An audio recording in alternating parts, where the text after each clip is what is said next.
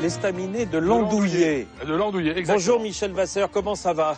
Bonjour Jean-Luc. Et moi, je préfère rencontrer mon andouillé plutôt que mon médecin. Ah ouais, voilà, c'est quelque chose qui me rassure. C'est certainement meilleur. Regardez d'ailleurs la tête qu'il a. Il est beau comme un prince et maître andouillé. Alors ça veut donc dire qu'on est... Parce que moi, je connaissais la profession de dépendeur d'andouilles. Il y avait des gens comme ça qui dépendaient les andouilles dans le Jura, etc., au bord des tuyers, là où on les faisait fumer.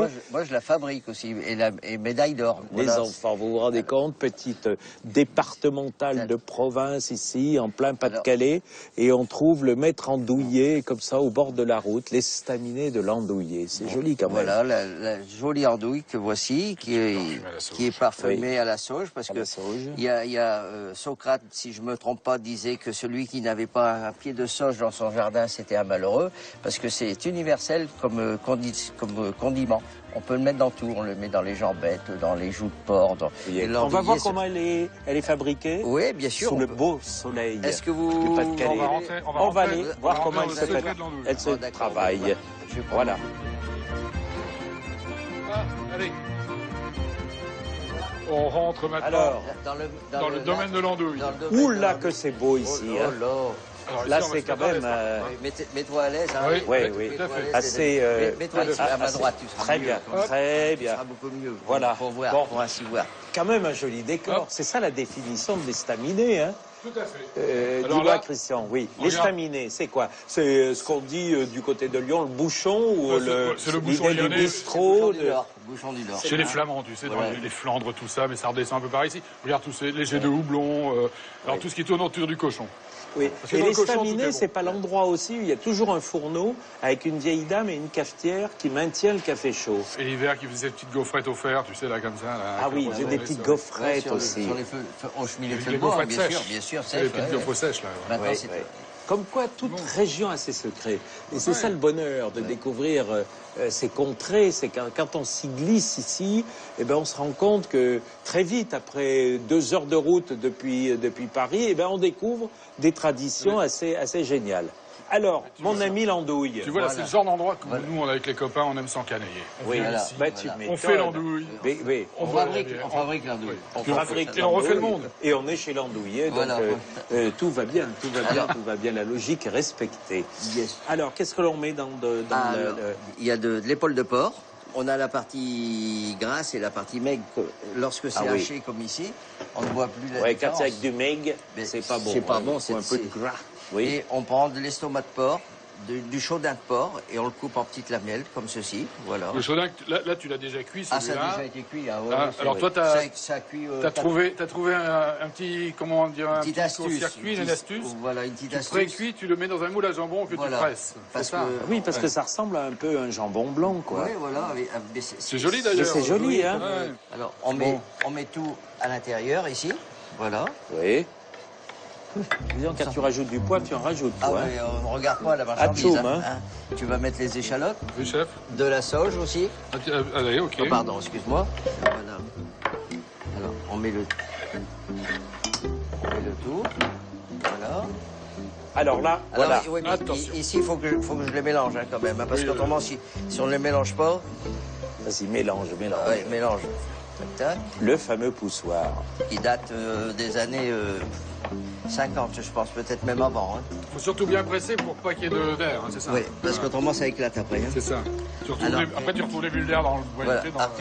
Toi qui... Vas-y. Quand tu fais cuire, ça... Je vais t'apprendre à te servir du... Tu vas être surpris, là, t'en doutes pas. J'ai fait ça pendant toutes mes vacances de jeunesse.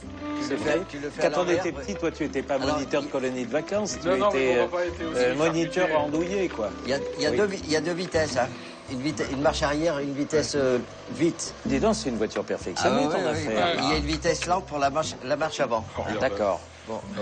Alors, prends délicatement le boyau, hein. C'est délicat, les boyaux. Hein. Ouais, elle est petite, là, ton andouille, hein. Tu sais, et moi, j'arrive à la faire plus grosse. Merci, ça va, là. J'arrive à la faire plus grosse, hein.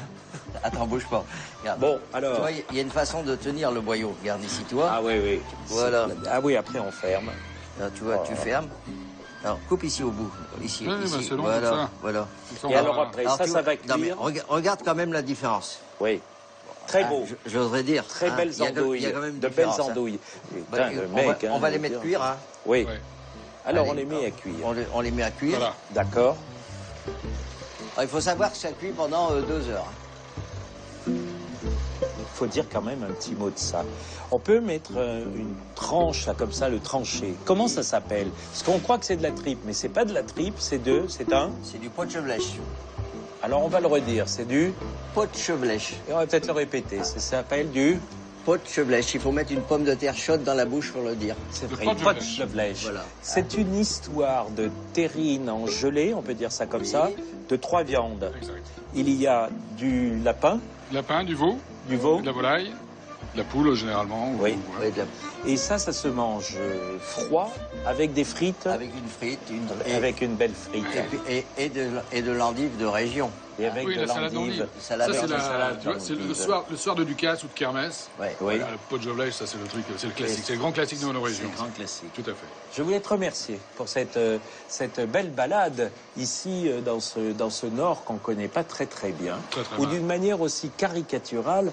Là, on l'a connu d'une manière extrêmement intime, à la manière des escapades de Petit Renault, parce qu'on a emprunté les routes départementales pour venir jusqu'ici, jusqu'à vous. Et c'est pas à tout le monde qu'on les montre. Hein. Voilà. Merci beaucoup, Christian Germain, Oui. pour le talent, pour la discrétion et tout. Merci, mon ami Michel. Merci à tous ceux qui ont participé à cette émission.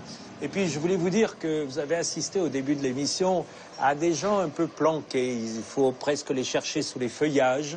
Ils sont planqués avec leurs jumelles. Ils regardent les sarcelles, ils regardent les canards d'eau, etc. Et souvent, le rideau est fermé parce qu'on n'a pas envie de gens voyeurs en face. C'est la définition de cette belle région, c'est qu'on vit un petit peu reclus, on n'a pas envie de publicité, mais on a un cœur extrêmement ouvert sur les autres.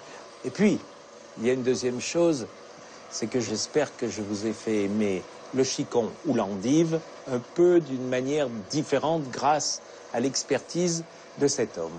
Je vous retrouve dans quelques jours. C'est un vrai bonheur de se balader en France avec vous. Attention, ne vous impatientez pas trop. Je vous embrasse.